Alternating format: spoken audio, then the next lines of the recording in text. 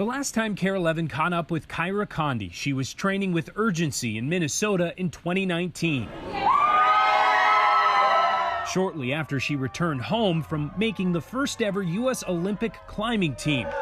But since then, the 2020 Olympics were postponed, and Kyra moved to Salt Lake City. Kind of what I was doing was just focusing on training. It's not too often that you have over a year to train for the Olympics. Usually you qualify and you go right away. And she makes good use of that time, honing her skills in all areas, including bouldering, lead climbing, and speed climbing. In the Olympics, we actually have to compete in all three disciplines. So in the same day, you'll do a round of speed, a round of bouldering, and a round of lead. And so you have to be really well-rounded. Sorry, my voice is gone. We had a big competition this weekend and I lost it cheering for people.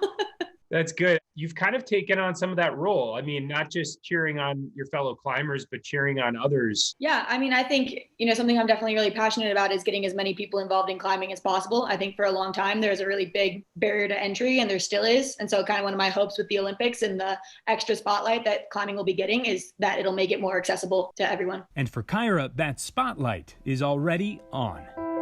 I first discovered climbing when I was 10 years old, and I just totally fell in love with it. She was just named one of Time's next generation leaders. I think to be a leader, it means that people want to follow you. You don't make anybody follow you, but lead by example. Time was kind of one of my dream platforms to be given. And so to be able to have that opportunity to talk about, especially inclusivity in climbing and sports is something that I was really grateful to have. I know that particularly you've got a passion for getting women into the sport and maybe young girls as well. Is that right? Yeah, I think when I was younger, I was told it wasn't cool to want to be strong or want to be athletic and things like that. And so I definitely just want to show that that is cool and that, women belong in sports. She's already doing that through her Instagram page. And in the process, she shared her own story of perseverance. This is my scoliosis.